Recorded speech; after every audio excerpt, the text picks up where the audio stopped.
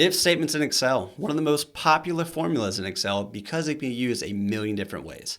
At its core, it's just basically telling a cell in Excel that if a certain criteria is true, then do or show something.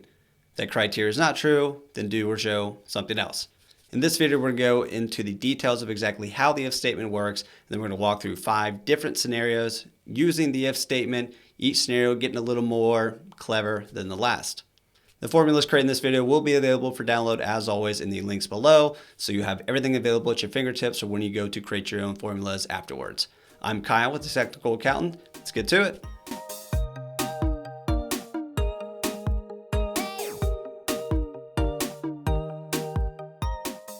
So to lay the foundation here with the if statement, we're going to start very basic. In this example, I have a list of all of my vendors and I have their 1099 type, but I don't have their 1099 box. Perfect example on when we can use an if statement. I'm going to select my cell and then I'm going to start my formula off. So equals if tab, and that'll open up your parentheses to start your formula, and then it kind of tells you what it's looking for. Your logical test. So that's the first thing. So my test here, I want to look at F2. So my logical test is F2. If F2 equals non-employee compensation, I'm putting the double quotes before and after, indicating that's a text it's looking for. If F2 equals non-employee compensation, comma, what value do I want to show if that is true? If the criteria is met, what am I showing? Well, I want to show the box number being 1. Now it's saying give us another comma. Now what value do I want to show if the value is not met? In this situation, I'm going to actually just show a blank. So I'm going to do 2 double quotes to show a blank, and that's it. So I just need to close my parentheses here. That's my completed formula. You see my little helper box went away there. And now I hit enter, and let's see what I get. So for this cell, since F2 was non-employee compensation, it's giving me the value 1. Well, let's see what happens when I copy this formula and I move it down to the next row. It's blank. It's because F3 here is not non-employee compensation. It says not a 1099 vendor. So therefore, it's giving me my if value not met statement, which is blank. So I will copy this formula all the way down. And you see everywhere that I expect to see a 1, I see a 1. Everywhere I expect to see a blank, because it's not non-employee compensation, it's a blank. Simple example, but let's reinforce that with the next. In this situation, I have a list of customers, and what I want to pull with the data that I have is I want to create an if statement to give me my country. I don't have a country listed here, but I can use an if statement to say if the customer class has USA in it, give me the country listing of United States. If it has Canada, give me Canada. So let's do this again. So let's go equals if, open up my parentheses. What's my logical test? Well, I'm going to click D2, and I'm actually going to do a left statement with this because I want to look at D2, but I only want to look at the left 3 characters, which is either going to be USA or CAN for Canada. So if left D2, this has my left formula selected here. So left, my text is D2, number of characters, I'm going to say 3. It wants me to close that. So now I'm back to my if statement, my logical test. So if the left 3 characters of D2 equal USA, again, using the double quotes indicate that it's the text I'm looking for. You see it's asking for the comma, value of true, United States, and value of false.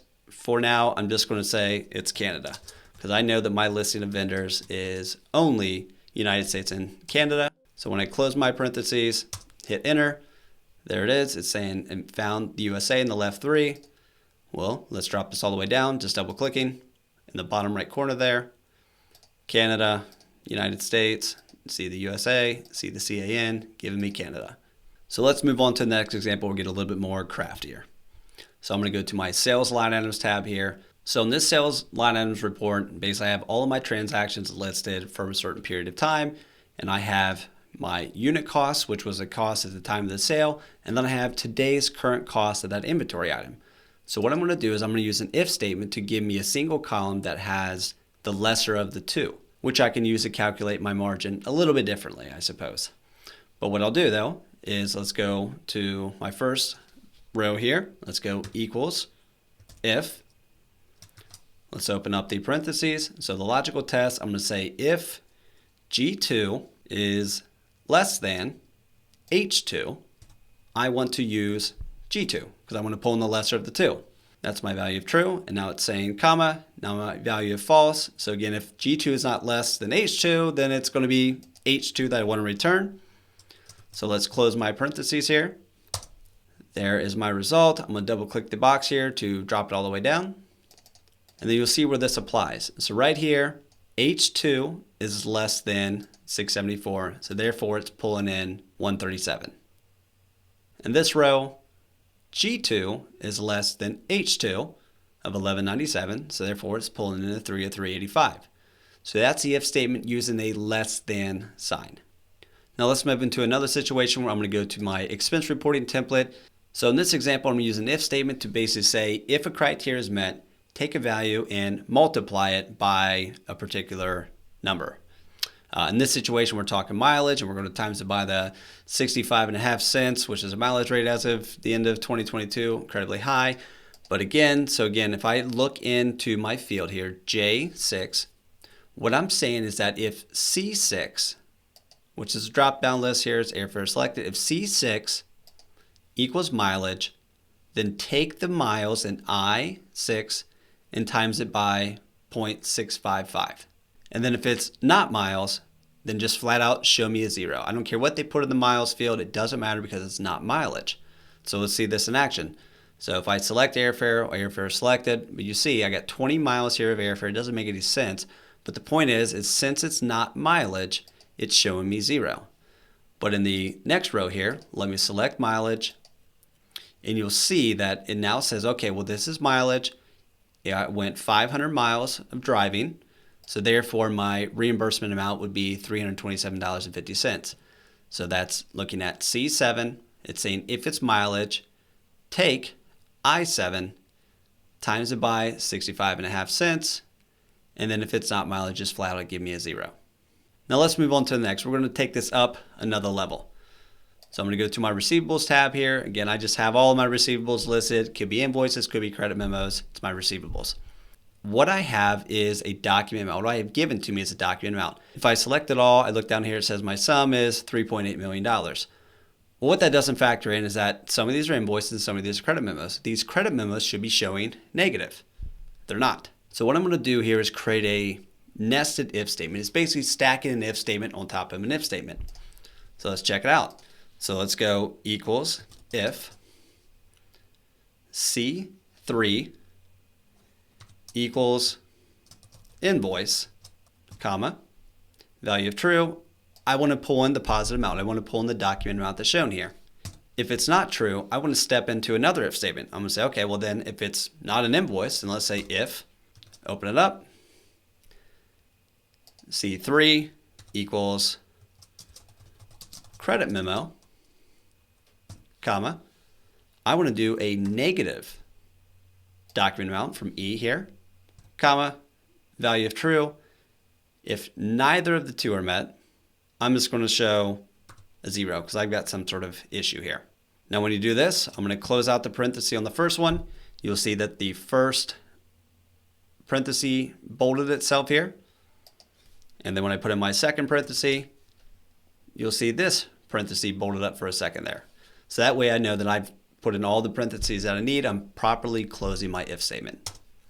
So this is a nested if statement at work. Drop it down, and you'll see I've got some negatives peppered in here. That's a credit memo. Let's take it a step further. So if I want to throw in finance charges into my results here, you see this is blank. Well, I didn't even put the formula in here, but if I take the formula and I drag it down, it's going to show me a 0 because that's where we said if it's not an invoice, not a credit memo, show me a 0. Well, let's take care of that. So let's add in another nested if statement. So if F22, C22 equals finance charge, I want that to show a positive amount, If it does not, then again, let's just go back and throw in our blank, or we could throw in a 0. Let's close our parenthesis for that additional if statement here, and let's hit enter. And then again, it went from being that blank, being that 0, to now I'm saying I have 3 nested if statements here. So if invoice, positive amount; if credit memo, negative amount; if finance charges, positive amount. Closing them all out. And that's how you build a nested if statement. You could take a nested if statement out a million links. It just keeps going on and on and on. You can keep adding to. If you're interested in kind of where you can go from here on if statements in general, getting more and more crafty with some additional formulas, definitely check out the video that's about to pop up here. This really wraps up the if statements. I hope you learned something. Again, this is available for download in the links below, so you will have this spreadsheet at your disposal. Use it as reference as you're building your future beautiful if statements. I'm Kyle with the Technical Accountant. If you enjoyed this video, definitely give it a like, consider subscribing. Plenty more content coming your way. We'll see you in the next one. Thanks. Bye.